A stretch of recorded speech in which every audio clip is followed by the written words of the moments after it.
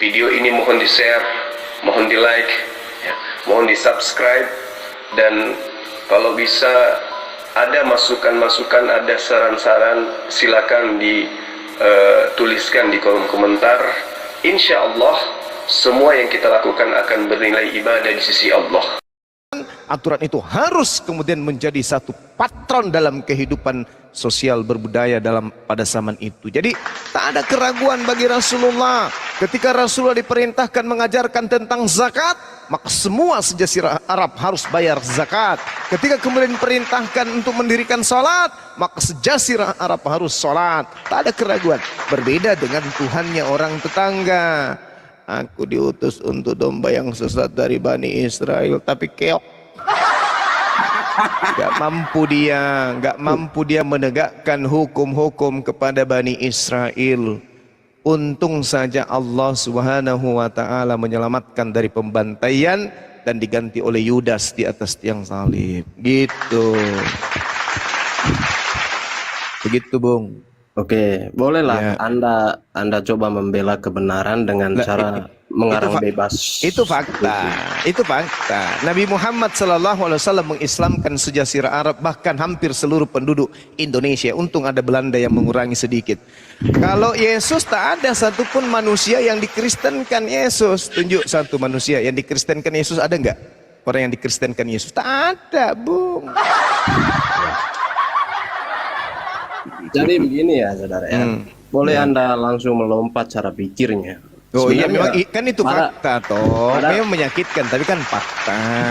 Pada permulaan wahyunya, Muhammad itu nggak tahu sama sekali apa yang mendatangi dia. Nggak Terus ada. buktinya sekarang kalau saya tanya kepada saudara, apa wahyu pertama yang diterima Yesus? Saya bicara Nabi Anda dulu. Iya, saudara. makanya saya tanya, ini kan masalah keraguan. Yesus mengaku di dalam Wahyu 1 nomor 1 katanya, inilah wahyu Yesus Kristus. Pertanyaan saya, wahyu pertama yang Yesus terima yang mana? Yesus tidak pernah ragu-ragu. Yang kita bicarakan Yang ini saya tentang tanya keraguan. wahyu pertamanya. Wahyu pertama yang Yesus terima. Pertanyaan saya, Anda belum jawab, saudara. Ini sudah 4.000 pertanyaan, saya cuma satu. Wahyu pertama, kalau kitab Anda itu betul-betul adalah firman Tuhan, maka pertanyaan saya, wahyu pertama yang diterima oleh Yesus dari Tuhan itu yang mana? Kaku lidahmu kan? Karena kamu bukan pengikut Yesus. Yesus menurut wartawan Yohanes mengatakan begini, segala firman yang engkau berikan kepadaku telah aku sampaikan. Berarti dia menerima firman kan? Pertanyaan saya, wahyu pertama yang diterima oleh Yesus, kalau memang kitabmu itu adalah kitabnya Yesus, yang mana? Saya bisa menjawab itu semua, saudara. Ya, Tapi silakan. tolong, Silakan. kamu harus jawab saya dulu. Sudah dijawab tadi Alkitab tidak ada menyembah Tuhan mantan mayat. Sudah dijawab kok. Silakan Anda jawab. Dari tadi kamu ditanya. Wahyu pertama, ayo silakan. Ayo, Kalau silakan. agama Anda itu ajarannya Yesus, tolong tunjukkan agama wahyu pertama yang diterima Yesus yang ada di kitab kamu itu yang mana?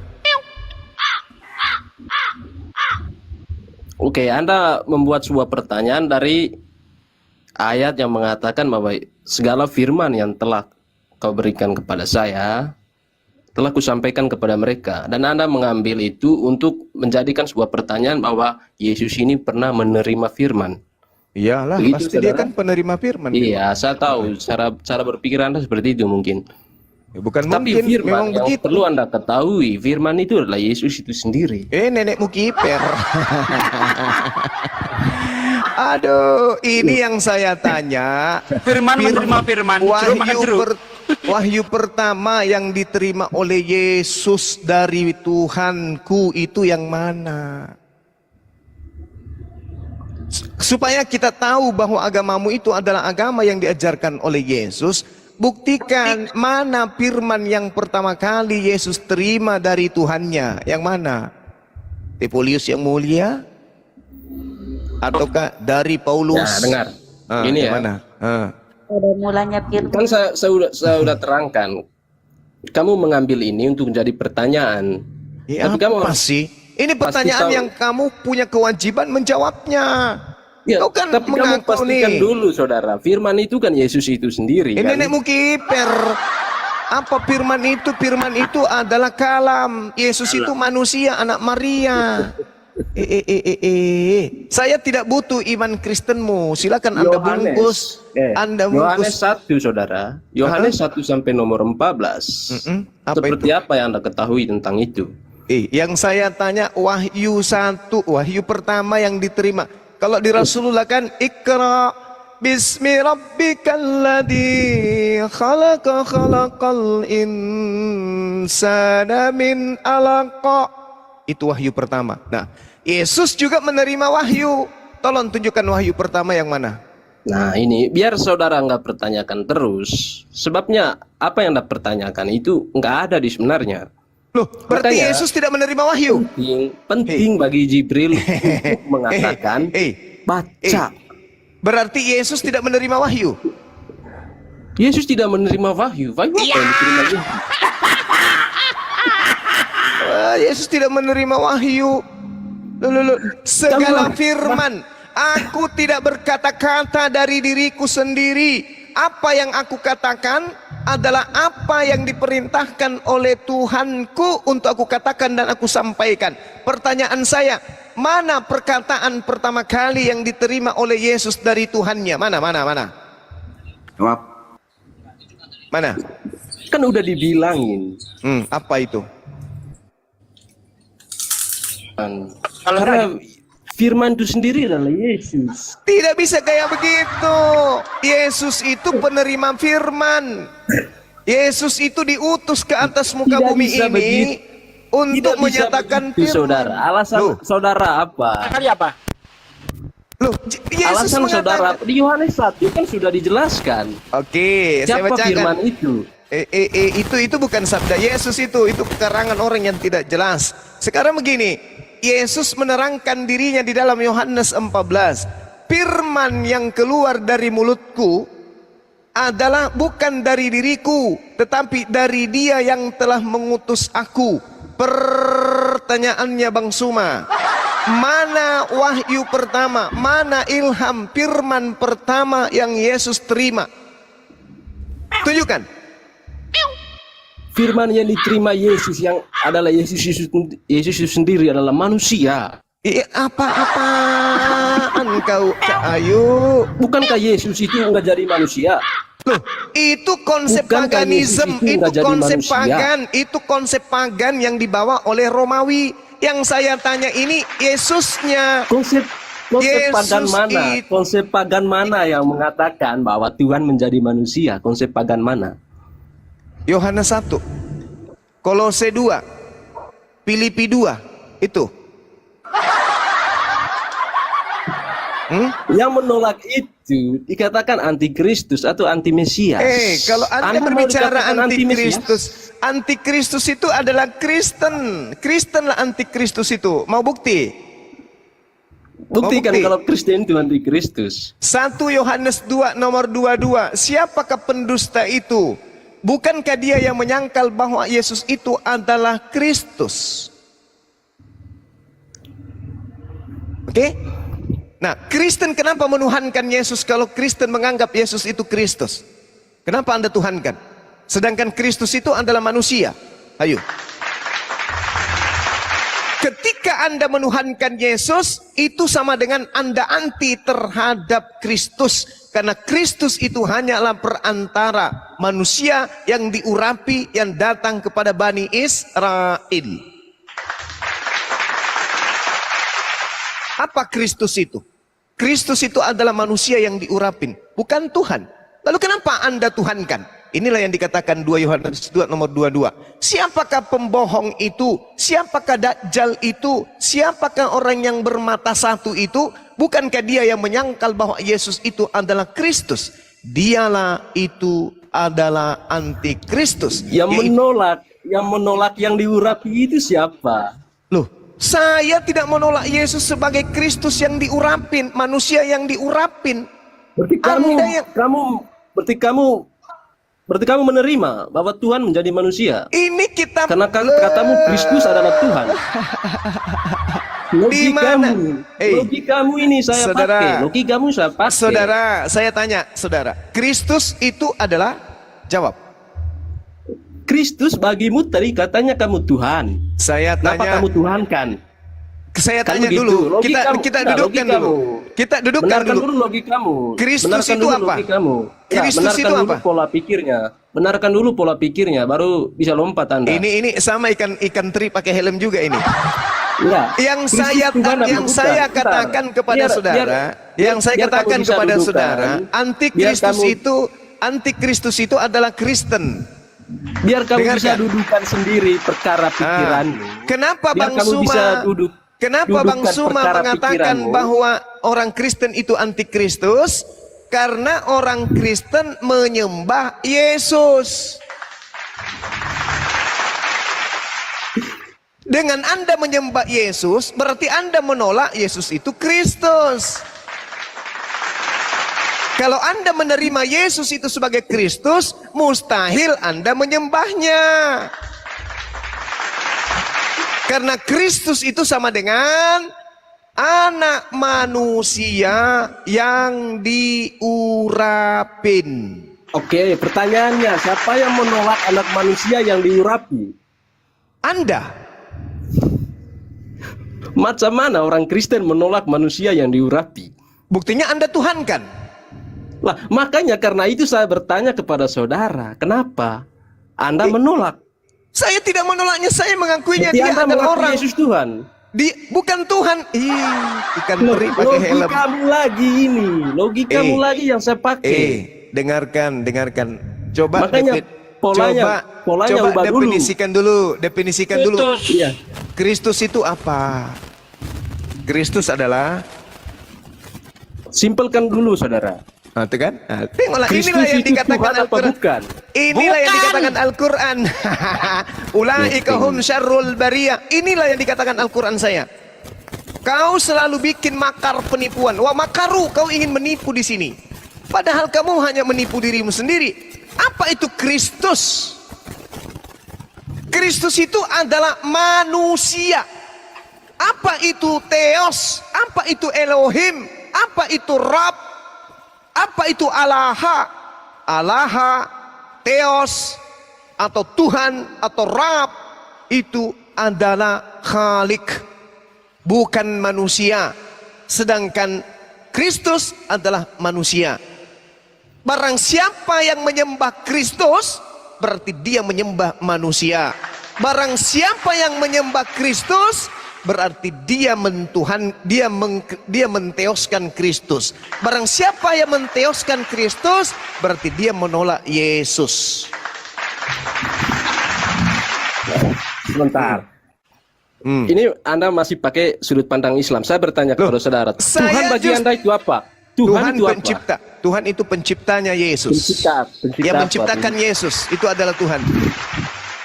Pencipta manusia. Penciptanya Yesus. Pencipta manusia. Yang menciptakan Yesus itulah Tuhan. Pencipta manusia. Yesus manusia, dia dicipta oleh Tuhanku. Jangan kau bilang dia kodok, apalagi ayam. Jangan. Yesus itu manusia. Titik. Jadi Tuhan menurut Anda apa? Yang menciptakan Yesus. Yang menciptakan Yesus. Yesus Itulah manusia apa? Apa ayam? Kau bilang Yesus ayam? Hah? Anak ini udah 3 kali bolak-balik masih nggak paham. 2 Yohanes 1 nomor 7. Siapakah Dajjal itu? Siapakah setan itu? Setan itu adalah yang pergi ke seluruh dunia, yang tidak mengajarkan dan tidak menerima Yesus datang sebagai manusia. Itulah setan. Kau terima tidak Yesus itu datang sebagai manusia? Terima. Kenapa kau tuhankan? Kalau kau terima dia sebagai manusia, Pertanyaannya, siapa yang kenapa menolak? kamu tuhankan? Loh, buktinya Anda menolaknya karena Anda menuhankannya. Saya tanya, apakah Tuhan Anda manusia? Tuhan saya bukan manusia. Nah itu Tuhan terbukti kan? saya menjadi manusia, saya nggak tolak. Tuhan Anda menjadi manusia. Yes. Oke? Ketika dia menjadi manusia, apakah dia mampu berbuat apa-apa dari dirinya sendiri? Ketika dia menjadi manusia, dia akan menjadi manusia. Nah, Bukan mungkin ketika dia menjadi manusia, Tuhan. ketika dia menjadi manusia, di dalam data Yohanes 5 nomor 30, aku manusia, aku tidak dapat berbuat apa-apa dari diriku sendiri. Betul? Ya, justru karena itu. Justru karena itu ikan teri pakai makanya dalam helm. dirinya dia itu ada Tuhan. Dengarkan saya. Yesus mengatakan, aku tidak dapat berbuat apa-apa dari diriku sendiri. Itu Tuhan Anda tuh. Nah, sekarang pertanyaan besarnya adalah, makhluk manusia yang bernama Yesus ini tidak bisa berbuat apa-apa dari dirinya sendiri. Lalu, siapa yang membuatnya menjadi Tuhan? Lidah kaku. Mulai Benar, ya? keluar darah dari mata. Tuhan menjadi manusia, dan ketika Tuhanmu dia menjadi manusia. Ketika Ya. dia terperangkap dalam keadaan manusia, dengan mulutnya dia berkata, aku tidak dapat berbuat apa-apa dari diriku sendiri. Ini ya. Nah, Saya kasih- lalu saya kasih manusia, pemahaman. Saya kasih manusia pemahaman yang sama ini, kamu. lalu manusia yang tidak bisa berbuat apa-apa ini, bagaimana caranya bisa menjadi Tuhan? Siapa yang membuatnya menjadi Tuhan? Kekuatan dari mana yang mensuplai dirinya sehingga dia bisa menjadi Tuhan? Itu Baterai polanya, merek saudara. apa? Itu Aki merek polanya. apa? Genset Bentar, merek jika- apa yang bisa mencas dirinya sehingga yang tadinya Tuhan bisa berubah menjadi Tuhan? Jawab saya. Aku tidak dapat berubah. Aku tidak bisa berbuat apa-apa dari diriku sendiri. Untuk menjadi ayam saja aku tak sanggup, apalagi menjadi Tuhan. Tetapi dia adalah Tuhan bagimu. Pertanyaan saya, siapa yang membuat Yesus yang tidak bisa berbuat apa-apa ini menjadi Tuhan? Siapa? Tidak ada yang membuat Yesus itu jadi Tuhan, tapi Tuhan Yesus itu yang bisa membuat dirinya jadi manusia. Itu Lalu yang menjadi, perlu kamu lalu menjadi pahami. Tuhan. Oke, saya ikuti alurnya. Tuhanmu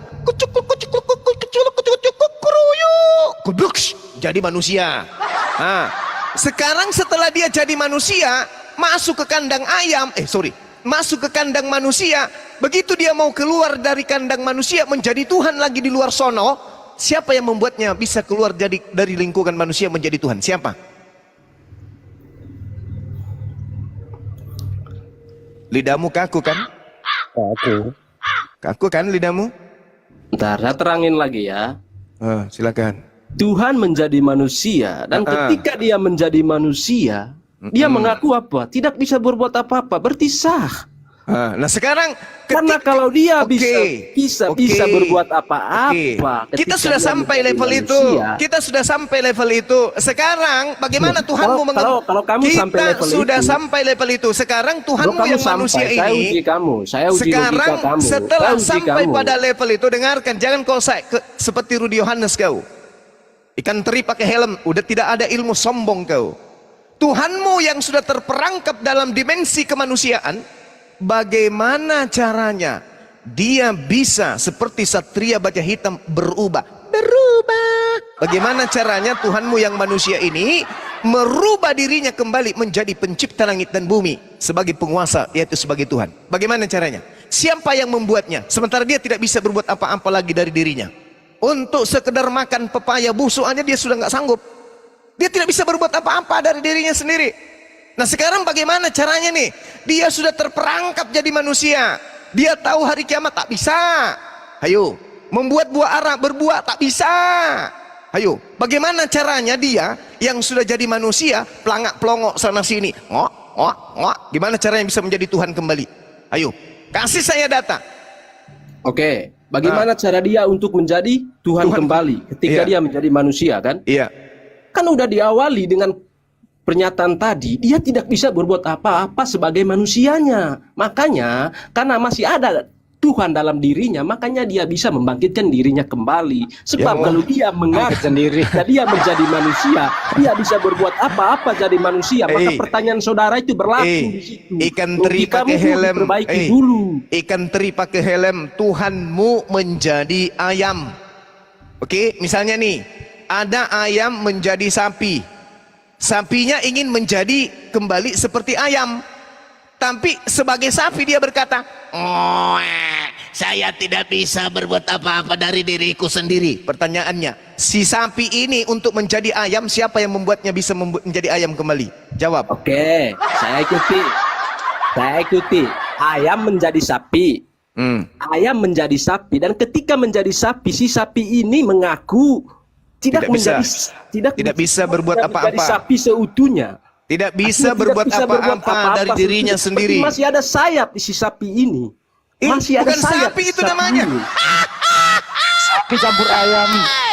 Itu bukan sapi namanya, itu bom-bom. Pengakuannya. Dasar lu. Ini konteks logikamu, begitu cara berpikirnya. Bagaimana Ketika dia mungkin menjadi kamu sapi, kamu pernah sepenuhnya tidak dia nggak melihat mengaku. ada sapi punya sayap? Hah?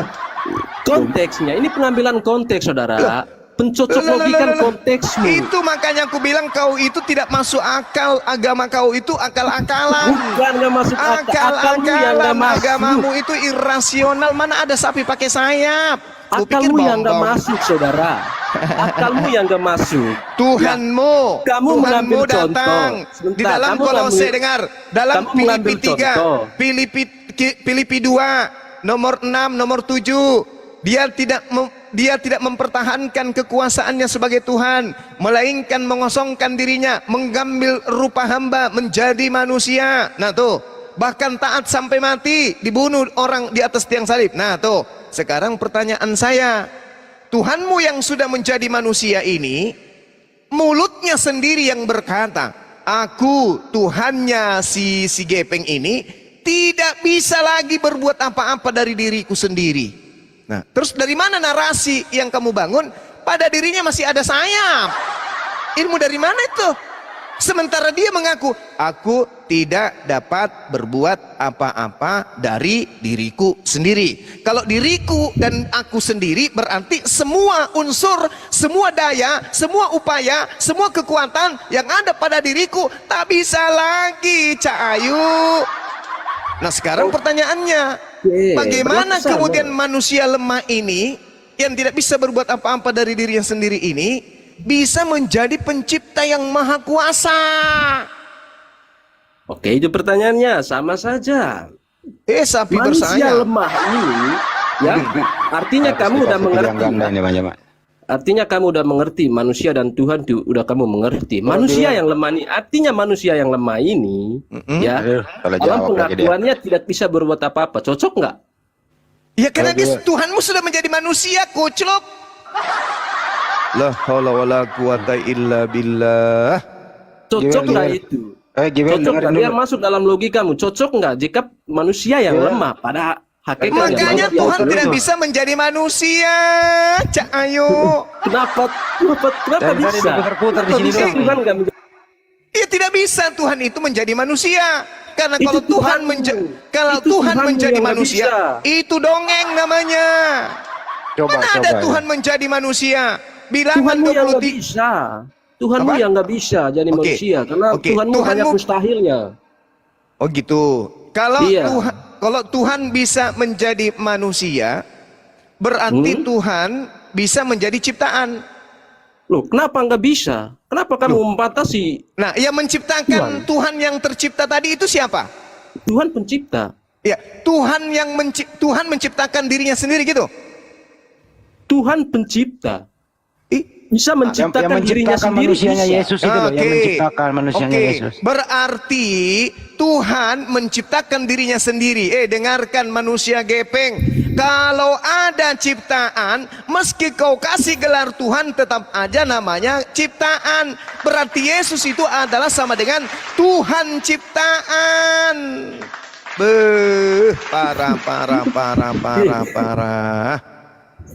Parah. Jadi Anda sudah mengakui bahwa Yesus itu adalah Tuhan ciptaan.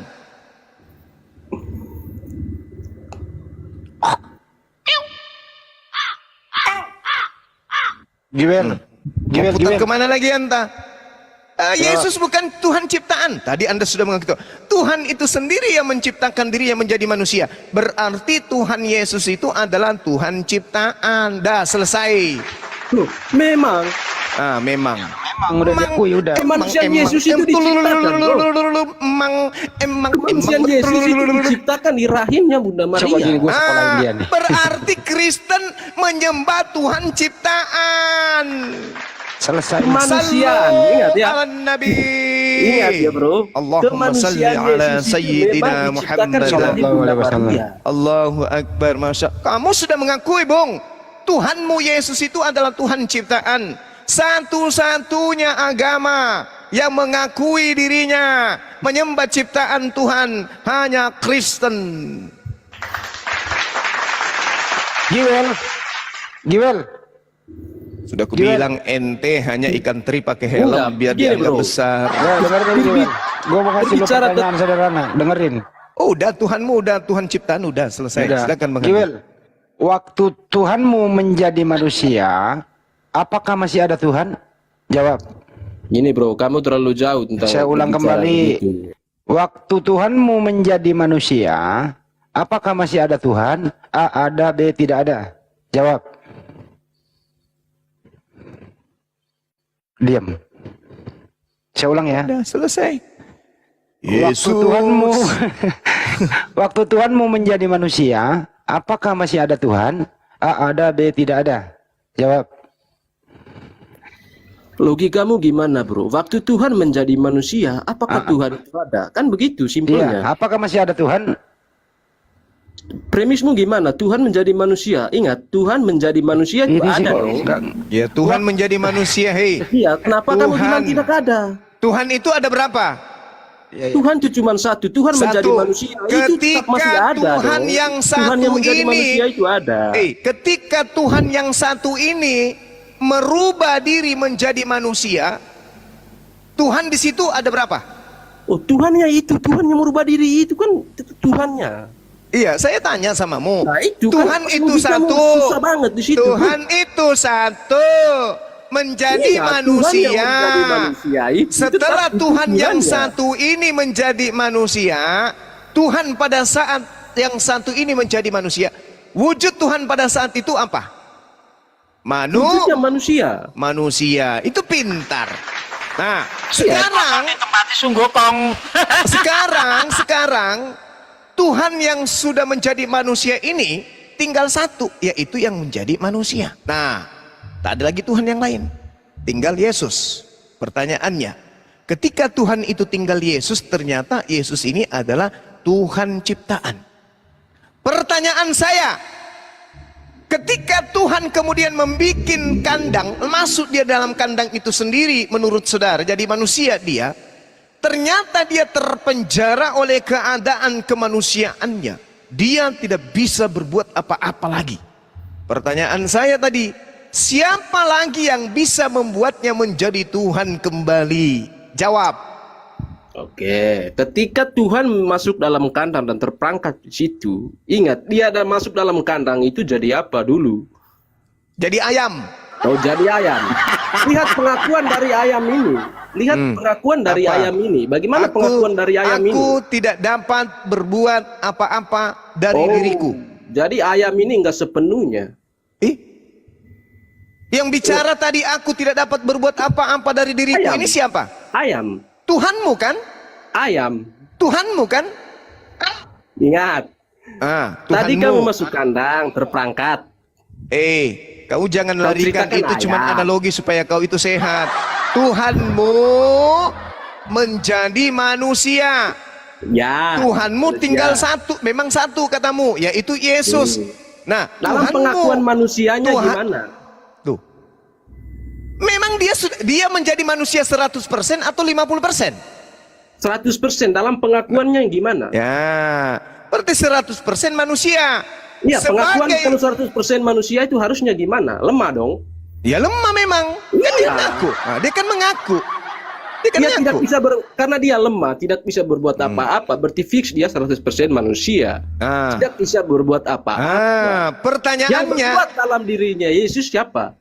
pertanyaannya adalah manusia ini bagaimana caranya dia bisa menjadi Tuhan kembali? Pengakuannya gimana? Kembarannya kemanusiaan Rudi ini Yohanes. tidak bisa berbuat apa-apa dari dirinya sendiri, saudara. Ya, Kamu harus mengerti itu. iya, terus untuk menjadi Jadi Tuhan, manusia ini sudah mengaku iya, bahwa untuk menjadi manusianya Tuhan tidak kembali, bisa beratapan untuk sendiri. menjadi Tuhan kembali, bagaimana caranya? Untuk dia menjadi Tuhannya kembali, ya tetap dalam dirinya dia kan bukan 100% manusia, ada Tuhan. Tadi dibilang 100%. Tadi dibilang 100%. Saya ulang pertanyaannya. Mudah-mudahan kamu bisa gila permanen.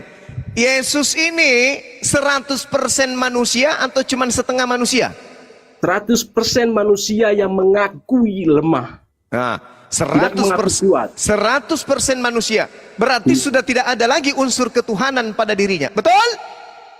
Loh, namanya manusia kan beda sama Tuhan. Iya, makanya saya tanya. Yesus mengaku 100% manusia. Berarti pada diri Yesus tidak ada lagi 1% pun unsur ketuhanan. Betul? Brother, namanya kalau unsur manusia nggak ada 100% pun unsur Tuhan. Nah, berarti dia tak ada unsur ketuhanan pada dirinya kan? Apa pengakuannya kemanusiaan ini bersalah Jangan apa kau tidak? bertele-tele. Hei.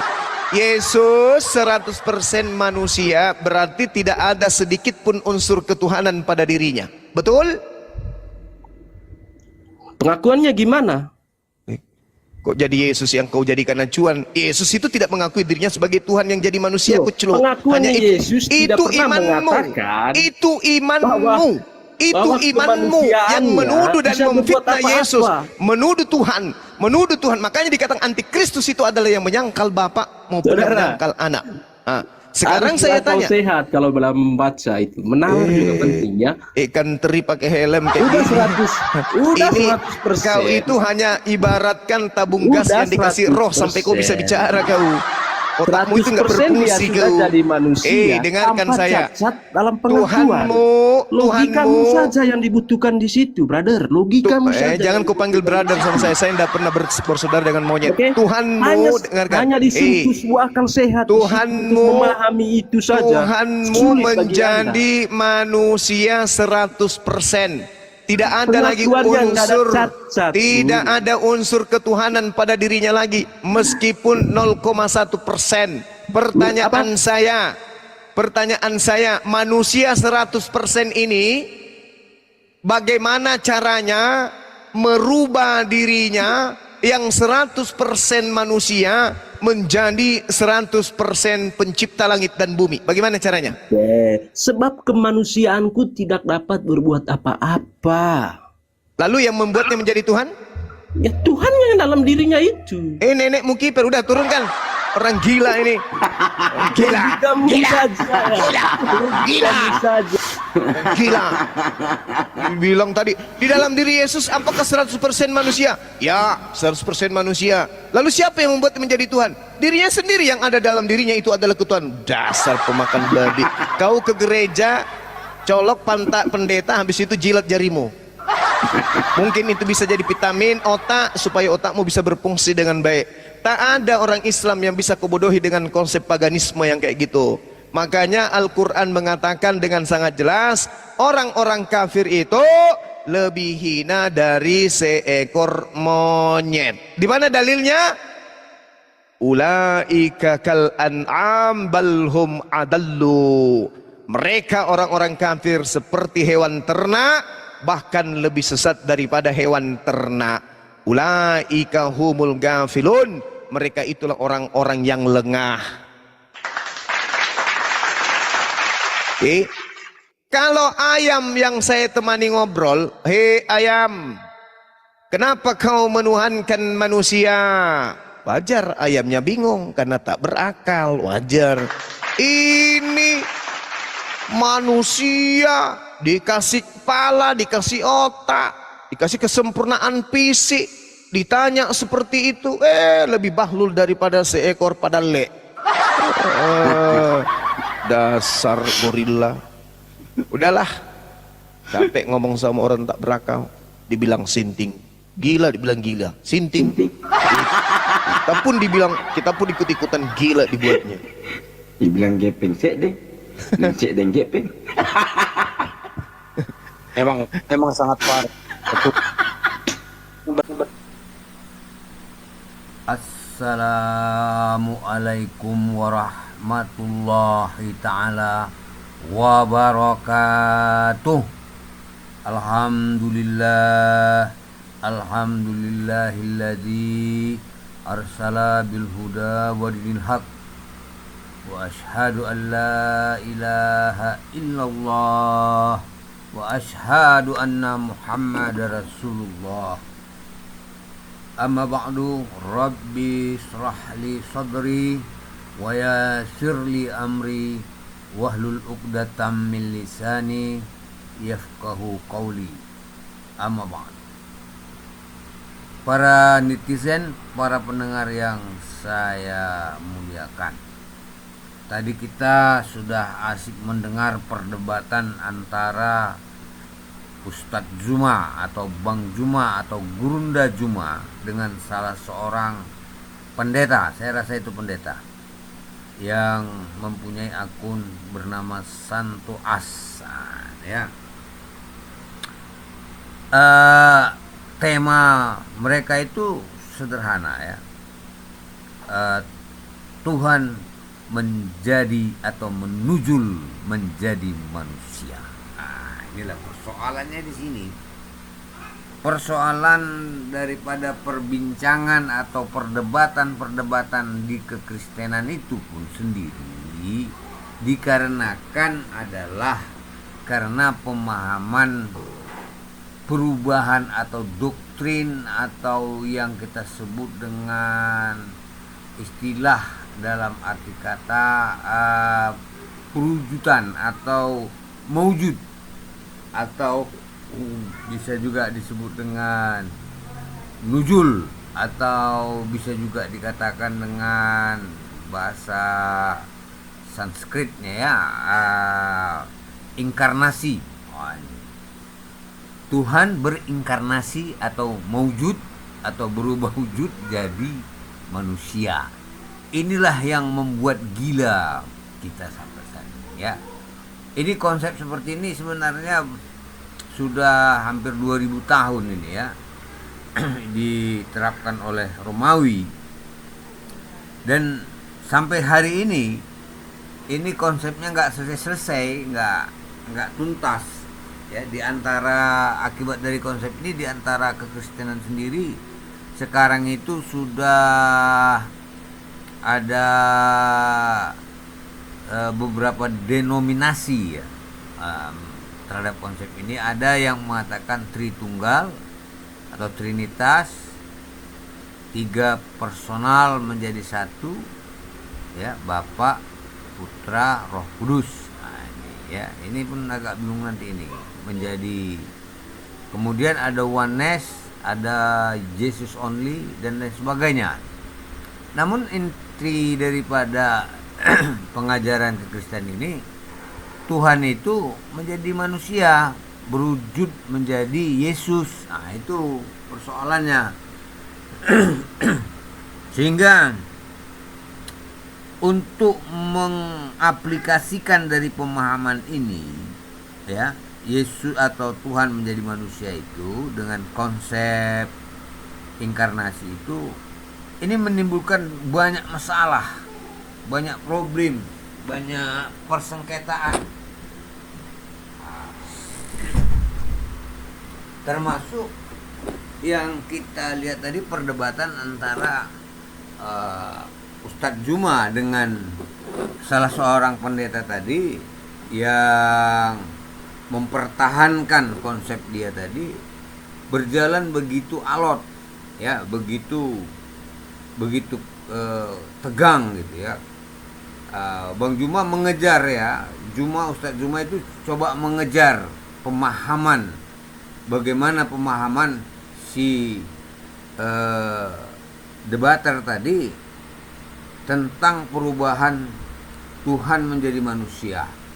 Nah, kalaulah kita tinjau di sini secara ayat, di dalam Bible sendiri itu sudah tertolak, saudara-saudara sekalian, sudah tidak bisa lagi diterima, ya, karena ada 2 ayat di dalam Perjanjian Lama, di Maliakhi 3 ayat 6, Di sana ada tertulis mengatakan bahwasanya aku, katanya kan, Tuhan tidak berubah. Nah, ya, ini intinya, tidak berubah. Berarti sampai kapanpun Tuhan itu tidak berubah. Ini dengan konsep ya, pernyataan dia. Dan kamu Bani Yakub pun tidak akan lenyap. Nah, ini dua pernyataan ini yang sebenarnya membatasi pemahaman Kristen mengatakan Tuhan itu berubah. Itu pertama dulu, secara ayat dulu ya. Jadi di sini sebenarnya sudah tertolak. Ya, saudara-saudara sekalian ya. Nah, tidak berubah, baik berubah bentuk apa?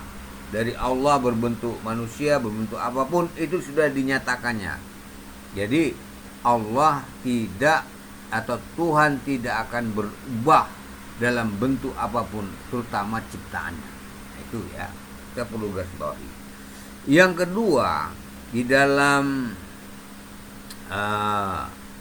ayat yang lain ada penegasan lagi dari ayat itu ya, bahwa di bilangan 23 ayat 19 ya, bilangan 23 ayat 19, dia di sana mengatakan Allah bukanlah manusia. Oh, ini lagi, Allah bukanlah manusia. Jadi bayangan-bayangan yang mengatakan marilah kita bentuk ya Adam serupa dengan kita, ini yang berkata ini bisa jadi bukan Tuhan sendiri, bisa jadi malaikat yang diperintahkan Allah untuk menciptakan Adam. Ya. Di sini nyatakan Allah bukan manusia sehingga ia berdusta, bukan anak manusia sehingga ia menyesal. Ya, masakan ia berfirman dan tidak melakukannya, atau berbicara dan tidak menepatinya. Ini kata kunci. Jadi dari secara alkitabiah, pernyataan-pernyataan Tuhan maujud, Tuhan berinkarnasi, Tuhan menujul, Tuhan berubah menjadi manusia, itu sudah ditolak oleh kitab Bible sendiri, saudara-saudara sekalian. Jadi sebenarnya ini tak perlu lagi dibahas. Walaupun ada argumentasi nanti di perjanjian baru tentang perubahan Tuhan menjadi Yesus, ini berarti ada kontradiksi di antara kitab Bible itu sendiri. Ini buat masalah. Orang Kristennya akan menjadikan masalah bagi mereka. Ya, apakah ini bisa dipedomani? Yang mana yang harus kita pedomani? Kira-kira begitu. Kalau ini ada pertanyaan oleh jemaat-jemaat gereja ini kepada pendeta, saya yakin 100% akan bingung pendeta untuk menjawab. Yang mana yang benar? Perjanjian lama kah atau perjanjian baru? Nah ini ya saudara-saudara sekalian ya. Nah kita lanjutkan. Perdebatan tadi cukup panjang ya. Dia si debater Kristen tadi itu banyak menggunakan istilah logika katanya. Logikanya nggak menjadi logis. Ya, dia mengatakan logika tapi nggak menjadi logis. Kenapa nggak menjadi logis? Dia memakai kata istilah persen. Ini kita tolak dari segi kalimat matematika. Bahwa ketika Tuhan, ya ini kita ambil dulu penerangan ayat. Ini kita pakai menolak dari sisi matematik. Ketika Tuhan katanya masuk ke dalam tubuh Yesus 100%, maka di dalam tubuh Yesus itu ada manusia 100%, ada Tuhan 100%. Nah ini sudah unlogik namanya. Ya unlogik. Mengapa demikian? Di dalam satu kondisi, persen itu berfungsi untuk menentukan kadar, kualitas, atau jumlah. Nah, jika di dalam satu keadaan sudah dikatakan 100% manusia, maka persentase yang lain tidak akan bisa lagi diterima karena sudah full dia. Ya, itu kalau sudah full. Jadi kalau dikatakan argumentasi kawan-kawan Kristen ini 100% manusia, 100% Tuhan, ini tertolak secara ilmu matematika. Jangan digunakan ilmu matematika. Ini gak usah. Atau sebaliknya dirubah. Di dalam tubuh Yesus ada 50% manusia, 50% Tuhan, ini secara matematika diterima, ya 50% kadar Tuhan, 50% kadar manusia, ini diterima. Tapi masalahnya kalau diterima orang Kristen ini, maka posisi 50% Tuhan itu ya kacau lah, berarti nggak Tuhan seutuhnya. Ini kan jadi masalah terus, kawan-kawan. Jadi sebenarnya ini dari segi sudut pandang mana saja pun tidak kena, saudara-saudara, tidak masuk, tidak pas, ya, tidak cun dia. Nah, tapi kenapa masih dipertahankan oleh beberapa ribu juta orang konsep seperti ini? Pertama, hanya ada jawabnya adalah karena adanya tipuan-tipuan. Ini yang berbahaya, saudara-saudara. Di kekristenan ini lebih menekankan kepada kata-kata pendeta daripada kata-kata kitab. Kalau pendeta sudah mengatakan jangan lagi kau tanyakan, maka dia nggak akan berani bertanya.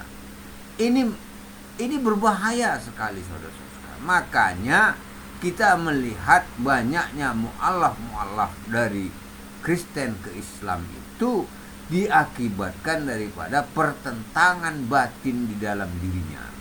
Dia tidak bisa menerima konsep itu, akhirnya menolak, dan ateis, dia tidak mengakui Tuhan dia, ya, kemudian mendapat hidayah, baru dia menjadi Islam, dan dia menemukanlah yang konsep sebenarnya, yaitu konsep ketuhanan yang tauhid. Ya, di sini banyak kita lihat sekarang ini para mu'alaf ini cukup jago ini ya, membahas masalah agama ya. Di antaranya Ustadz Kainama, Don Ditan, Ipung Atria, ya banyak sekali ya yang aktif itu ya, yang pasif banyak sekali ya, banyak, baik dia tidak munculkan. Nah, ini orang yang tidak mau jiwanya terjajah. Ada orang yang sifatnya menerima aja, apapun dibilang ya diterima. Ini yang berbahaya, saudara-saudara sekalian ya. Tetapi di dalam hatinya galau, di dalam hatinya juga timbul permasalahan-permasalahan.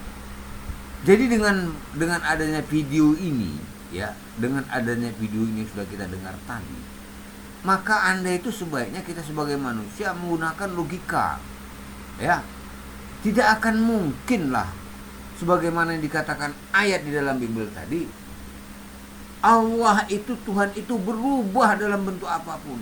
Ini enggak, kita pakai logika matematika tadi juga ditolak. Kita pakai logika fisika, makin ditolak.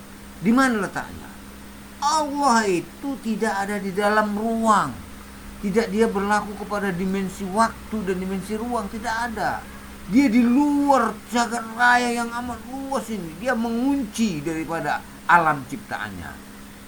Nah, sedangkan manusia itu halus sangat, nggak ada apa-apanya. Jangankan dibandingkan alam ini, antara bumi dengan manusia, kita ambil satu perbandingan, saudara-saudara. Mungkin Anda itu pernah ya, kita itu pernah naik pesawat ya.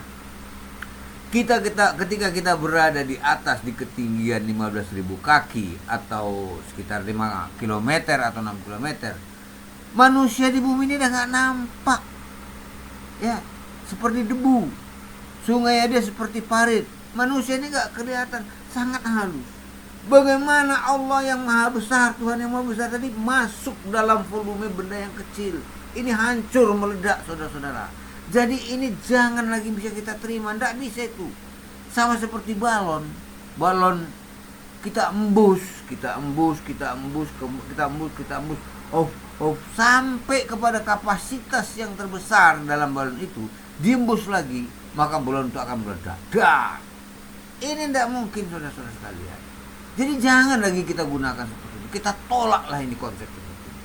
Tuhan adalah Tuhan, manusia adalah manusia. Sebagaimana yang dari dijelaskan dalam Alkitabiah. Jadi kita bukan mengada-ngada, kita bukan membuat pemikiran-pemikiran sendiri, bukan mengadi-ngadi ya, ini istilahnya sekarang ini. Kita menggunakan ayat dan logika. Tolak ini. Tidak perlu, Anda akan sesat kalau memakai konsep seperti ini. Kita bisa menentang daripada pemikiran kita. Apa yang dilakukan tadi oleh Ustadz Juma dengan apologet Kristen tadi, itu tidak lain daripada si apologet Kristen ini mencari titik kebenaran sebenarnya. Dia mau mencari titik kebenaran, tapi dia berusaha mempertahankan konsepnya. Dia akan malu mengakui bahwa konsepnya itu salah. Apalagi dia mungkin seorang pendeta. Ini akan berisiko kepada jemaat-jemaatnya. Tapi karena ini sebenarnya dia jujur. Ya, dia jujur. Demi kebenaran dia harus menolak yang salah. Ya. Jadi inilah kira-kira saudara sekalian dapat kita simpulkan, dapat kita bahas. Kiranya video ini dapat menjadikan pembelajaran bagi kita untuk ke depan, dan semoga kita menjadi orang-orang yang takwa. Demikianlah. Assalamualaikum warahmatullahi taala wabarakatuh.